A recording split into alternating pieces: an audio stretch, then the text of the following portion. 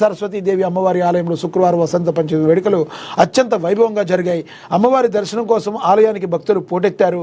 భక్తుల రద్దీని దృష్టిలో పెట్టుకుని 1000 రూపాయల మండపాలు 3, 150 రూపాయల మండపాలు 1 ఏర్పాటు చేసి ఆలయ ఆవరణలో అదనపు క్యూ లైన్లను ఏర్పాటు చేశారు.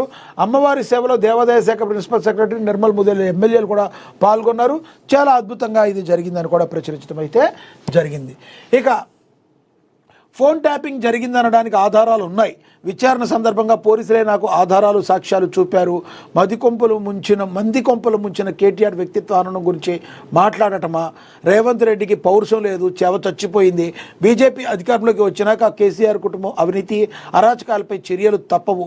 కేంద్ర మంత్రి బండి సంజయ్ మరి ఘాటు వ్యాఖ్యలు అయితే చేశారు. ఫోన్ ట్యాపింగ్తో పాటు అనేక అవినీతి అక్రమాలు అరాచకాలకు పాల్పడినప్పటికీ కేసీఆర్ కుటుంబాన్ని టచ్ చేసేందుకు కాంగ్రెస్ భయపడుతుందని కేంద్ర హోంశాఖ మంత్రి బండి సంజయ్ సంచలన వ్యాఖ్యలు చేశారు. రేవంత్ రెడ్డి ప్రభుత్వానికి పౌరుషం లేదని, చేతులు ముడుచుకుని కూర్చున్న అసమర్థ ప్రభుత్వాన్ని మండిపడ్డారు. ఢిల్లీకి ముడుపుల కోసమే ఫోన్ ట్యాపింగ్ విచారణ పేరుతో సాగదీస్తున్నారన్నారు. విచారణ పేరుతో అడావిడి చేసినప్పుడల్లా ఫామ్ హౌస్ నుండి ఏఐసీసీకి ముడుపులు వెళుతున్నాయని ఆరోపించారు. ఫోన్ ట్యాపింగ్ జరిగిందనడానికి అన్ని ఆధారాలు సాక్ష్యాలు పోలీసుల వద్ద ఉన్నాయని, తనను విచారణకు పిలిచిన సమయంలో ఆధారాలను సాక్ష్యాలను సైతం చూపించానని బండి సంజయ్ అయితే తెలిపారు. మరి ఈ రకంగా బండి సంజయ్ అయితే మరి కాంగ్రెస్ పార్టీకి రేవంత్ రెడ్డికి చేవ చచ్చిపోయిందని ఒక రకంగా ఎద్దేవా చేసిన పరిస్థితి అయితే మనం చూసాం. మీరేమనుకుంటున్నారు? TPCC chief Mahesh Kumar Goud and Bandi Sanjay మధ్య ఈ యొక్క మాటల తోటాలను ఏ రకంగా చూడాలో పేలుతున్న మాటల తోటాలను ఏ రకంగా చూడాలో మీరు కమెంట్ బాక్స్ రూపంలో కమెంట్ చేయండి. ఇక అవినీతి తిమింగలం జాయింట్ సబ్ రిజిస్ట్రార్పై అక్రమ కేసులు 7.83 కోట్లు మించిన ఆస్తులను కూడా ప్రచురించడం అయితే జరిగింది. ఇక తదుపరి చూడొచ్చు మనం అక్షరాస్యతతోనే సంపూర్ణ అభివృద్ధి అని సరస్వతీదేవికి ప్రత్యేక పూజలు, చిన్నారులకు సామూహిక అక్షరాభ్యాసం అని ప్రచురించారు. ఇక అభివృద్ధి పనులను ప్రారంభించిన ఎమ్మెల్యే రంగారెడ్డి ప్రజా సంక్షేమమే ప్రభుత్వ ధ్యేయం, ఇబ్రహీంపట్నం మున్సిపాలిటీలో అభివృద్ధి కార్యక్రమాలు ఉన్నాయని కూడా ప్రచురించారు. ఇక బీజేపీ జెండా ఎగరడం ఖాయమని ఆచారి చెప్పారు అని కూడా మరి ఆమనగల్లు మున్సిపాలిటీ ఈసారి బీజేపీ కైవసం చేసుకోవడం ఖాయమని ఆయన ధీమా వ్యక్తం చేసినట్టు కూడా ప్రచురించారు. ఇక జాగో భాగ్యనగర్ చలో బాలాపూర్ అని మరి మైలార్దేవపల్లి డివిజన్ పరిధిలో బీజేపీ కార్యాలయ పార్టీలో బీజేపీ నాయకులు శుక్రవారం సన్నాహక సమావేశం నిర్వహించారని చెప్పి కూడా ప్రచురించడం అయితే జరిగింది. ఇక శంషాబాద్ ఎయిర్పోర్ట్లో ప్రయాణికుని వద్ద బుల్లెట్ స్వాధీనం చేసుకున్నారు. కేసు నమోదు చేసుకుని పోలీసులు దర్యాప్తు అయితే చేస్తున్నారు. ఇక ఈ ఆచారంలో ఘనంగా రోడ్డు భద్రతా వారోత్సవాలు, హెల్మెట్ ధరించి బైక్ నడిపిన ఎమ్మెల్యే ప్రతి ఒక్క పౌరుడు రోడ్డు భద్రతా ప్రమాణాలు పాటించాలి ఇబ్రహీంపట్నం ఎమ్మెల్యే మల్రెడ్డి రంగారెడ్డి అయితే చెప్పడం అయితే జరిగింది. ఇక అభివృద్ధి పనులు త్వరితగతిన పూర్తి చేయాలని మంచిర్యాల జిల్లా కలెక్టర్ కుమార్ దీపక్ అయితే తెలిపినట్టుగా ప్రచురించారు. ఇక ప్రభుత్వ భవనంలో శంషాబాద్ సబ్ రిజిస్టర్ కార్యాలయం మరి తెలంగాణ ప్రభుత్వ ఆదేశాల మేరకు కార్యాలయాన్ని అద్దె భవనాల నుండి ప్రభుత్వ సొంత భవనాల్లోకి తరలించే ప్రక్రియలో భాగంగా శంషాబాద్ సబ్ రిజిస్టర్ కార్యాలయాన్ని ప్రభుత్వ భవనంలోకి మార్చారని కూడా ప్రచురించారు. ఇక కగార్లో తొలి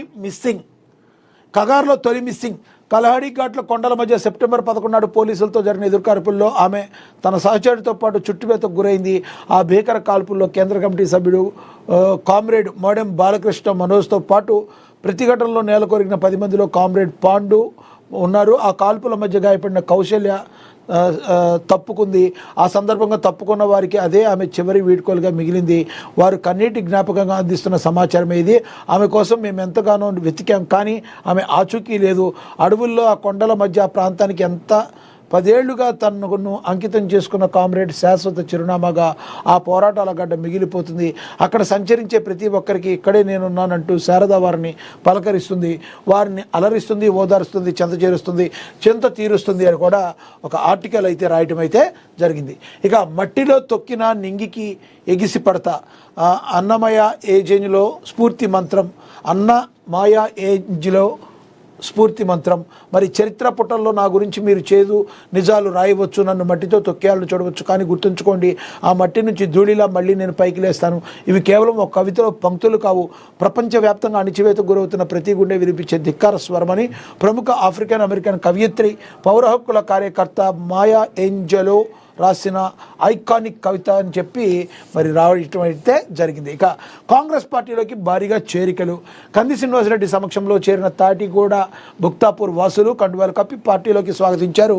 Adilabad Congress party assembly incharge Kandi Srinivasa Reddy municipal ఎన్నికల్లో గెలిపే లక్ష్యంగా వీరు ముందుకు వెళుతున్నారు. మరి కంది శ్రీనివాసరెడ్డి ఏవైతే కార్యక్రమాలు చేస్తున్నారో, ఇంతకాలంగా కూడా మరి కాంగ్రెస్ పార్టీ విజయం కోసం ఆయన ఎంత పరితపిస్తున్నారో అవన్నీ చూసిన అక్కడ ప్రజలు కావచ్చు, నాయకులు కావచ్చు, కార్యకర్తలు కావచ్చు, మరి కంది శ్రీనివాసరెడ్డి సమక్షంలో కాంగ్రెస్ పార్టీలోకి చేరుతున్నారు. రానున్న వచ్చే మున్సిపల్ ఎన్నికల్లో గెలిపే లక్ష్యంగా, విజయమే లక్ష్యంగా, కాంగ్రెస్ పార్టీ జెండా ఎగురవేయడమే లక్ష్యంగా ముందుకు కదులుతున్నారు. మున్సిపల్ ఎన్నికల్లో గెలిపే లక్ష్యంగా పనిచేద్దామని Adilabad Congress party assembly incharge Kandi Srinivasa Reddy పిలుపునిచ్చారు. శుక్రవారం పట్టణంలోని తన క్యాంపు కార్యాలయం ప్రజాసేవ భవన్లో జరిగిన చేరికల కార్యక్రమానికి ఆయన హాజరయ్యారు. 24వ వార్డు తాటిగూడ నుండి తన్నేరు నవతా రవి ఆధ్వర్యంలో, 49వ వార్డు భోక్తాపూర్ నుండి కొండా గంగాధర్, ముడుపు దామోదర్ రెడ్డి ఆధ్వర్యంలో పెద్ద సంఖ్యలో కాంగ్రెస్ పార్టీలో అయితే చేరారు. మరి కాంగ్రెస్ పార్టీని